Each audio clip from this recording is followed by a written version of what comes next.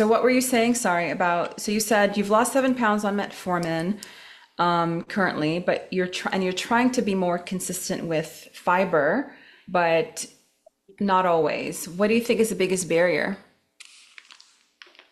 Um, I mean, I think the biggest barrier is that I don't cook. Hmm. And so it's hard to prepare if you're not prepping meals or like grocery shopping and making your own food, then it's hard to I guess like control or like calculate how much of the healthy foods you're incorporating into your everyday diet. Makes sense. So does it feel like in order to be able to, so let's take a step back. What's ideal for you? Because like what are we working towards, right? What's ideal in terms of like how much veggies you would like to have in your day, in your week or day to day, I mean, ideally I would like to have it in every meal. every meal? Well, okay, maybe not breakfast. I guess you could have fruit with breakfast, but I did find that when I had a CGM for 2 weeks, it was just like a trial period, that fruit in the morning would spike my glucose, so I would have to wait until a couple hours later and have more of like a protein heavy breakfast. Um, Okay. And were you having the fruit on its own or with other things? no, I would make overnight oats. Like I would Okay. do overnight oats with like unsweetened almond milk and chia seeds and flaxseed and then peanut butter and like a tablespoon of maple syrup, and then I would add like frozen strawberries, blueberries, or mango, which was really good. Okay, so Obviously, just mango is sweet. yeah, Yeah. hearing that, I'll be honest, it sounds like there was not nearly enough because yes, you need to have, it's important to have a protein heavy breakfast. If you enjoy overnight oats and you like the convenience of it, you can make a small modification that, and then you can test it out if you get another CGM, which is to add more protein to it. So maybe even adding like a scoop of protein powder and Hmm. then choosing one fruit or like, you know, paying attention to how much maple syrup, because from what I'm hearing, it sounds very carb forward and protein and a peanut butter scoop, especially if you're having like 1 tablespoon, is probably maybe 3 grams. Because if you look at it, it's usually 2 tablespoons that will get you like maybe 6 grams of protein. So it's very low in protein. And so it's very carb forward. And so if you did want to try that, I would invite you to like maybe add a scoop of protein powder in it so that Do you you have one get, that you like? sorry? Do you have a protein powder that you like a brand? There are a lot of, I can send you a couple of recommendations offline. There was one that I used to use, I can't remember the name of it. I don't know if it's Orgain maybe. I don't want to do any like product placements, but just one, it's pretty clean. Ingredients were pretty straightforward. And then I think it used stevia to sweeten, which I mean, it's relatively harmless, I think, compared to other sweeteners that are used. However, I just don't like the taste of stevia. Hmm. So if that doesn't bother you, and it wasn't super like prominent, but I could sense it or taste it myself. So I can send it to you, but that was pretty good. Like I think it had upwards of 21, and it was all plant-based because and so it was vegan. I can't do dairy, so I liked it, but I can send you that. That's a good tip. I think I do struggle to incorporate the protein in the morning because I know like when you wake up in the morning, that's when your insulin resistance is the highest. And so any small amount of sugar or carb really like spikes your glucose quickly. Yeah, So exactly. some days I'll just eat like a piece of tofu. Sometimes you just need to tick a box. I don't blame you. So sorry, I know we kind of went a Yeah. little bit of a detour to talk about breakfast options, but so ideally you want to have, you said veggies with every meal, but then you said maybe not breakfast, so at least twice a day you think would be more realistic for you, Yes. lunch and dinner? Yeah. I just want to Okay. eat. Can you just like send me like a copy of what you eat every meal and then I'll just yeah. Because I know it's healthy. The things that I eat would probably not be even things you enjoy eating, so it would not be helpful at all, which is why when I talk about like when we like for this example with like you want to eat more vegetables. And so what I'm trying to help guide you to do, which is like a very small thing but a huge impact, which is get really clear on what that means. More vegetables can literally mean like having, broccoli in your mac and cheese, for example, right? Or it can Hmm. look like having like a salad forward meal, like a chicken salad, which is mainly the salad, and then you have chicken on it. So I think getting clear on what that means is a first step in like getting to that goal. And so that's what I want to help you to achieve, because a lot of times we just put these goals out like, I want more vegetables. And then we follow something that is not in alignment at all. So, for example, you could say, I want to eat more vegetables. And then you follow my eating rule. And you're like, I actually hate everything in this. So there's no way you're going to be successful, right? Like, I can't eat spinach 3 times a week or whatever it is, right? And so I don't, but I'm just giving an example. So that's why I'm like, let's talk for you specifically, like truly, when you think about it, what would be a happy place for you to be able to eat vegetables every day, at least one meal, 2 meals, a few times a week, baby steps. I could do it. I guess I could try it every day, either lunch or dinner. I don't know if it's realistic to do it for both. And it's Okay. also like, I guess working on like prepping it in a way that I think is like just flavorful for me to enjoy it. Like right now my nanny does a lot of the prepping, and like for example last night she steamed a bunch of green beans. Okay. It was fine. Like I ate some of it with dinner, but it didn't have it, like it wasn't cooked with anything. It didn't have any flavor. It was just like straight up green beans. Mm, So I think working on dressing it up a little bit to make it more okay. appetizing would Yeah. be, again, this requires cooking. Yeah. So it could, or, right? I So even there's did thistle for a week too. even what? I did thistle for a week. The meal, Okay. the Did you meal like it? delivery service. It's in. I did all plant based. Like there was no meat in it. It was good. There were a lot of there were a lot of salads that were like very dressed up with like tofu in it and Okay. things. Um, it was healthy. But what was so it sounds very much like there's a but in there. What's the but? Well, it was. I felt like it was nutritious and it was convenient, obviously, because it just comes prepared. So it's healthier than just going to like the frozen food aisle. Did it tick the flavor box for you? Some of them did. Like some of them, I really liked like the sauces and the ingredients and the Okay. flavors. Some of them, I had some issues with. Like there was like a salad with like raw carrots in it, and I didn't really like that. Okay. Um, So when you think about your veggie intake, do you prefer cooked versus raw? I Let's hate. start there. I never Sorry? eat. I never eat raw unless it's like just lettuce. Okay, perfect. Okay, this is a great starting point, right? Because you that honestly this is the first like direct answer you've given. Like What? it wasn't like practiced and rehearsed in your head. You're like, I never eat raw vegetables. Perfect. Because now we know part of the problem, right? Like you're eating stuff. So two things that I'm hearing. One, you like flavor. Two, you like it to be cooked. Perfect. Okay, let's focus on some meal like some options for cooked flavorful veggies. Do you have specific vegetables that you either really like or really don't like? Um, I mean when they're cooked, I mostly like almost all vegetables. Okay, Um, perfect. in particular, like I like broccoli, cauliflower, green beans. Um, I'm blanking on other eggplant, Oh, nice. Okay. bell Okay. pepper, onions, Perfect. stuff. Yeah. So you have a lot that you can work with. I was just trying to make sure because times people are like, I will only eat two vegetables. So I just wanted to make sure that wasn't the case.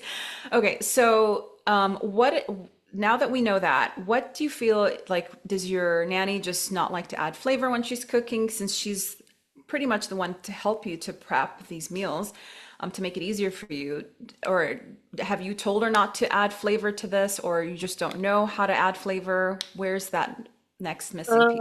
I'm just not communicating with her. Like she's just like she knows I want to incorporate more vegetables in general into my diet, but I haven't really like told her like it should be cooked this way or that way. So she'll just randomly do something to have the vegetable there. And most of the time it's the easiest thing when because she's taking care of my kids while I'm at work. Yeah, She doesn't have that much time to cook right now with two fair. kids.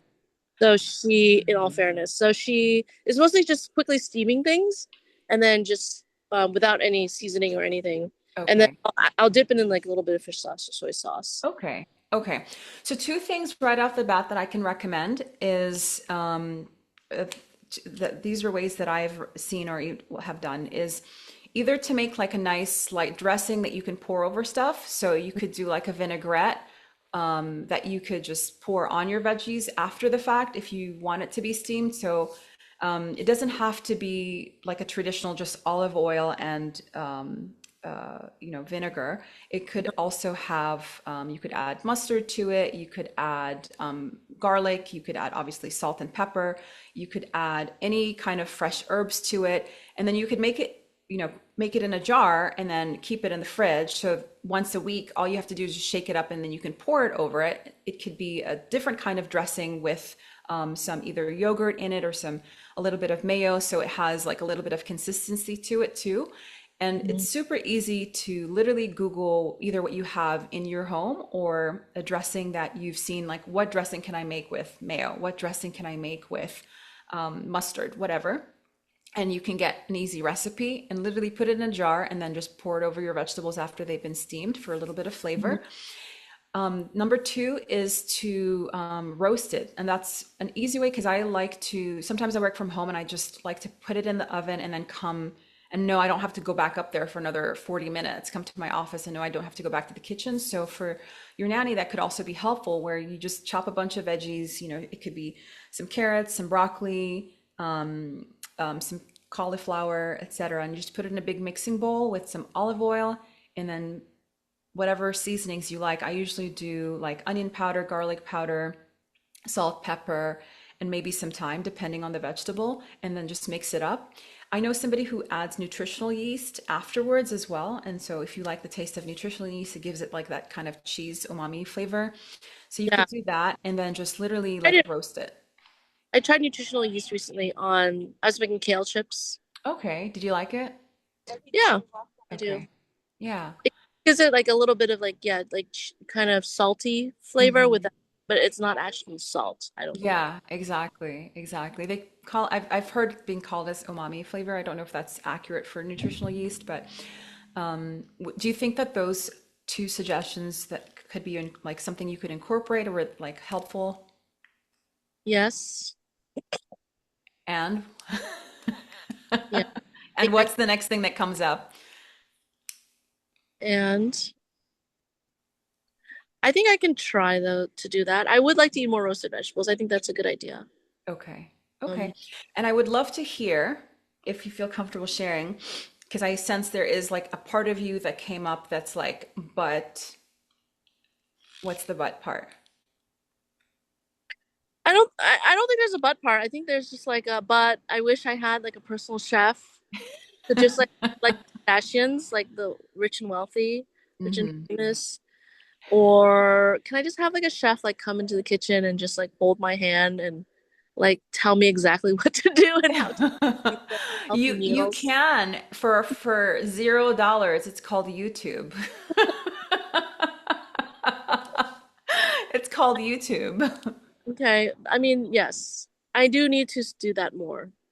Yes. If only if it feels good, right? If you enjoy cooking and it's something you want to do more, then there are plenty of resources. Or if you can want to continue to outsource the prep part, right? Like these different parts of the meal, such as just making more vegetables, you can just give your nanny those instructions if that feels like what, especially the roast. You said you like that. If that feels like a good option for you. Yeah. I yes. I don't know if I enjoy cooking. I feel like Mm, right now it just feels like work to me. yeah. But I think part of it is also because I'm like tired all the time and I have two small kids and I'm working. So it just feels like, adding this extra thing that requires like time and energy and planning Hmm. my life. So that's why I guess it feels like work. But if I was like talking to my single self before, or before I was like married or had kids, I could totally make time to do this. So Yeah. like, yeah. So totally get it. And so um, honestly, I never recommend my clients do something just to do it. So if you don't like cooking, I'm not going to recommend that you cook. Suggestions that we shared, hopefully you can continue to outsource them. And I want us to focus on a part of your lifestyle that you do enjoy and you feel like maybe could do with a little bit of work. So what would that be then? Um, hmm. I guess like just being more less sedentary. Like I do Okay. have like a gym membership right now, and because it's kind of pricey, I do like try to push myself to go at least two or Mhm. three times a week just to feel like I'm Okay. getting money's worth. But it's also like Okay. also my ulterior motive is also to push myself to work out more, right? Yeah. Even though I'm Got using it. like the excuse of I don't want to like waste my money or whatever. You did mention, and I hope it's okay for me to say this, it's nothing personal, but you did say you enjoy like the me time that it gives you when I think you had specifically said maybe with swimming, but like, is there any of that enjoyment of me time when you go to the gym? Yes, definitely. Because I Okay. like I at home it's just like cluttered and it's like a Mhm. small space and the kids are screaming and fighting and crying and it's just like it just is very chaotic. And so when I remove myself from that space and I go and I work out and I'm just like taking a fitness class or a spinning class or whatever, I just feel like I'm taking a break from all that. So that is my me time. Mhm. So Good. I So what would make going to the gym easier? Because right now, when you're talking about it, it sounds like you're like, I think maybe you literally said dragging yourself. no, I actually feel like it invigorates me when I Oh, do it. good. Yeah, Okay. so I feel like I am achieving my goal of going to the gym to either swim or take a workout class at least two to three times a week. Okay. But in terms of like other things, like I feel like there's small ways that I can just encourage myself to like take more steps throughout my day, like Mhm. parking a little bit farther away in the parking lot and then walking in, or like taking the stairs instead of taking the elevator. Um, Amazing. Yeah, yeah. no, that's a really great approach. I gave a talk recently where I talked about the importance, and you, probably in your lifestyle classes you've seen it. It's called NEAT, or non-exercise activity thermogenesis, which is a fancy way of saying a way to burn calories outside of exercise. And so, really, all of these, like a lot of some studies show that you can burn up to like 2,000 calories, which is crazy, depending on biology and things like that, sex, etc. But you can burn a good amount of calories through like these small things that you mentioned, like increasing your steps, parking further, taking the stairs, standing, at times, because I know in the clinic sometimes I'll just go and stand at a like a wall mounted computer rather than at my desk, just so I can stand when I'm charting, for example. Just thinking of different ways to engage your body. So yeah, I think that's a great way to look at it. And so where in that do you feel like you want a little bit of either coaching, or do you feel like you're struggling?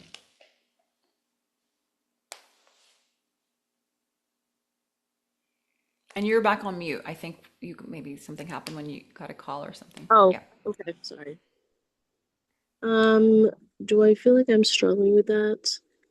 I don't know. I feel like from an exercise standpoint, I feel okay about how much I'm exercising. I mean, compared to like 9 months ago when after I finished breastfeeding, I was like, for a whole year, I didn't exercise postpartum, right? Because I was like nursing and my body was just I could eat whatever I wanted at that time, and it didn't matter because I was burning so many calories. So once Yeah, I stopped exactly. nursing my Bennett, and then I realized I was putting on a lot of weight. I had to like really change like how much activity, physical activity I was doing, what I was eating. And so I feel like the having that gym membership is like kind of keeping me on track in terms of my physical activity goals. And yeah, Awesome. there's always room for improvement there. But I mean, like 90% of it is still like nutrition. Mm, Um, and so my nutritional profile could be better. I mean, part of it is I think also because the metformin has changed my appetite, right? So I think I feel that partially that's why I lost like some weight since starting it 3 months ago is that it has decreased my overall appetite.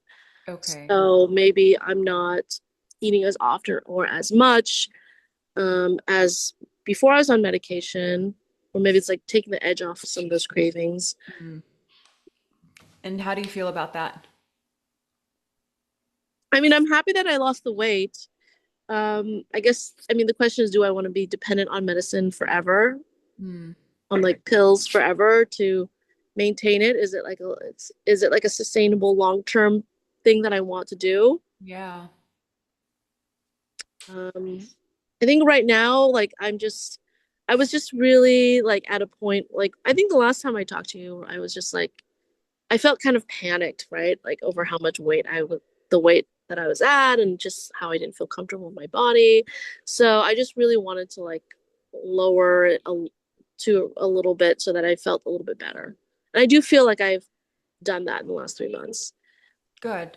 Whether So now that you've ticked that box, uh-huh. Sorry.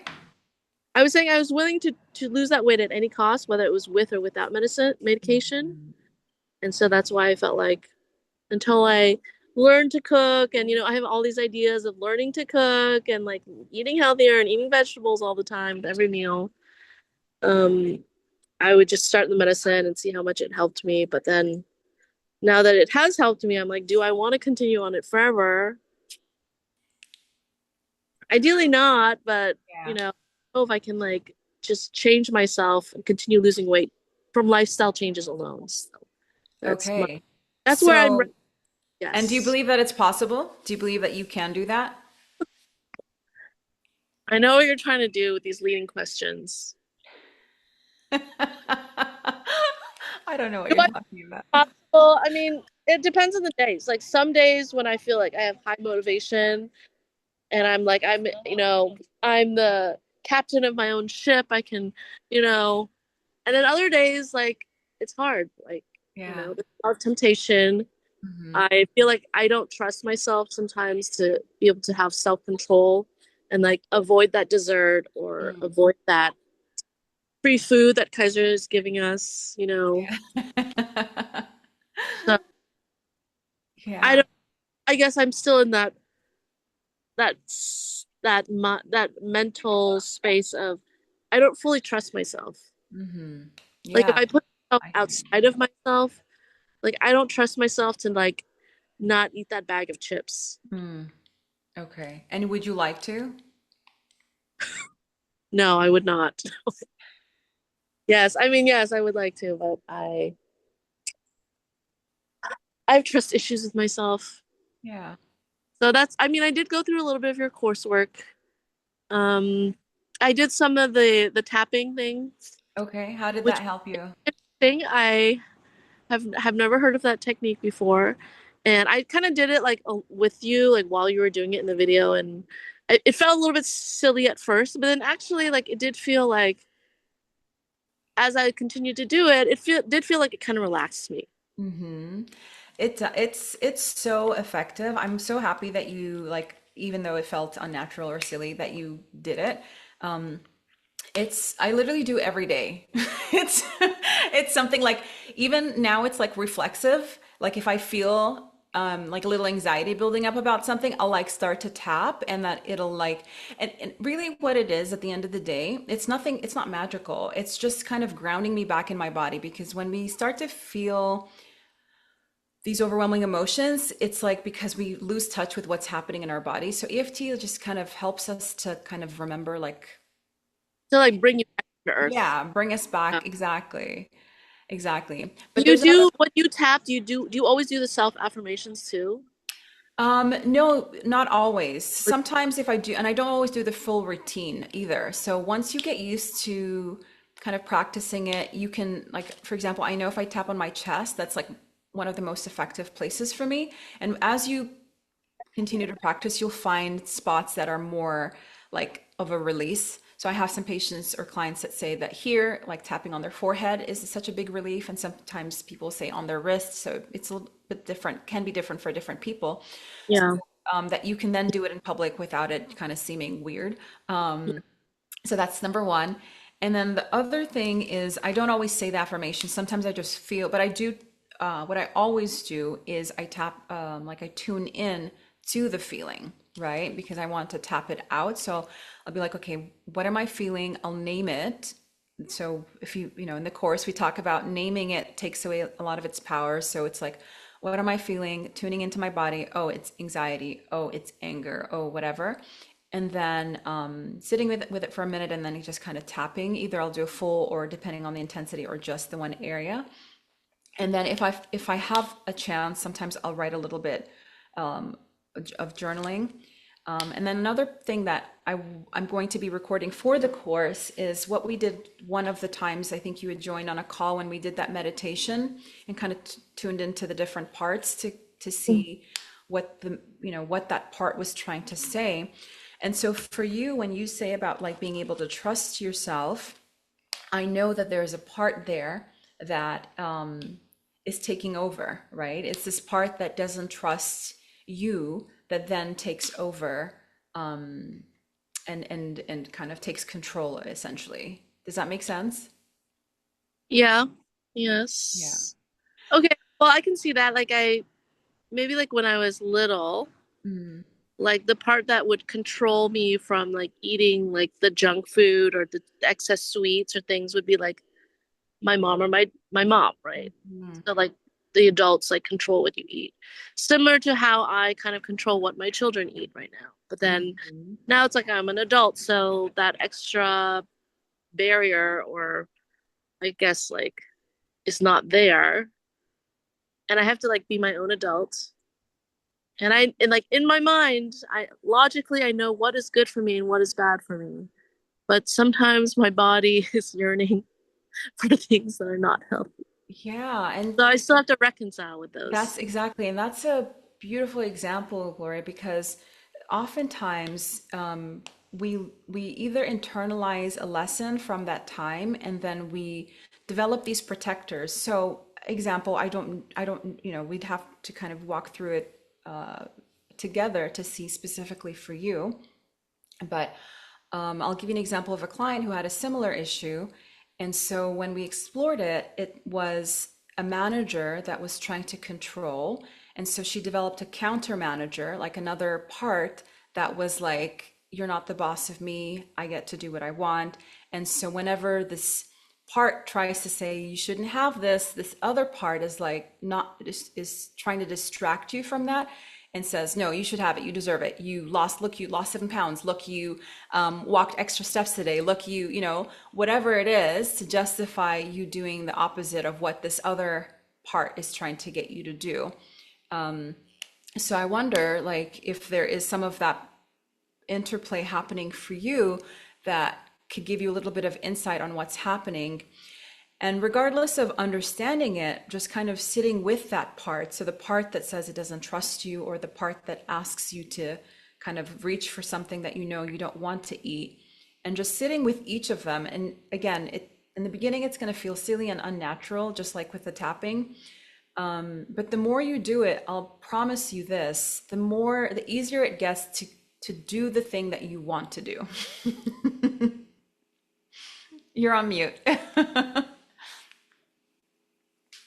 You're on mute. Okay, sorry. There we Sorry. go. Okay. Dang it, why are you doing that? Okay. I'm still listening. I'm just Okay. walking slowly towards my car because I do have to I'm charging my Tesla right now, so I do Awesome. unplug it. So what I'm going to say is, first I want to ask if this was helpful and if you have any questions. Yes, it was helpful it's helpful. It's always helpful to just say things out loud.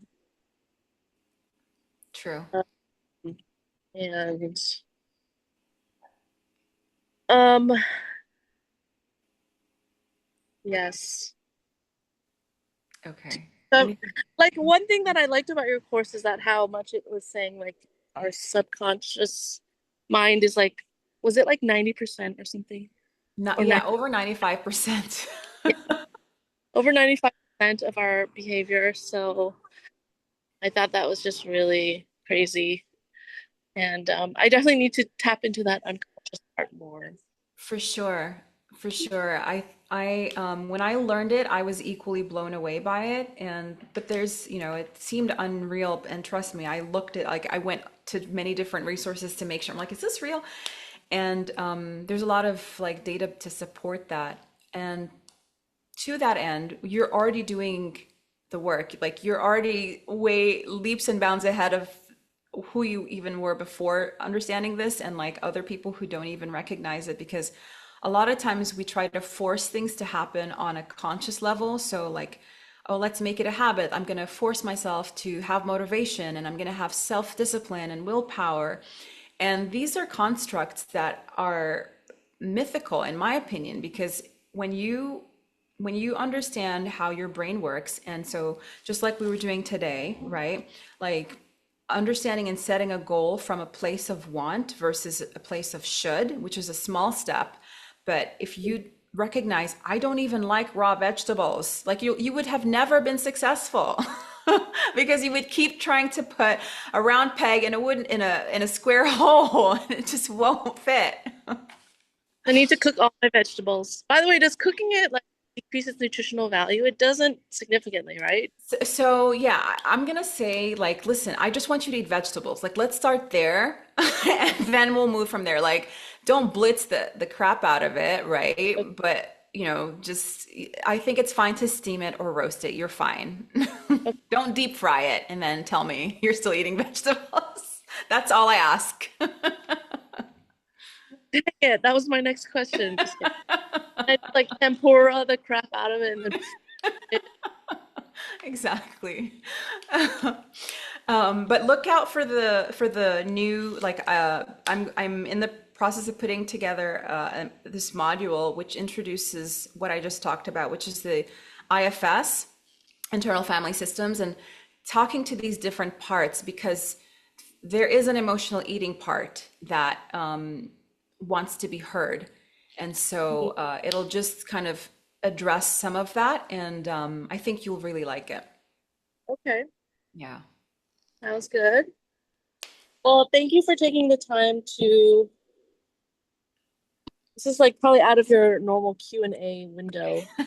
No, this is great. I love it. Thank you so much for jumping on. I was like, you know what? I didn't have a subject for this call, and I was like, I'm just gonna leave it as a Q&A, and it was perfect. I answered two other questions from some offline folks, and then you jumped on. So thank you for making this such a useful and fun workshop.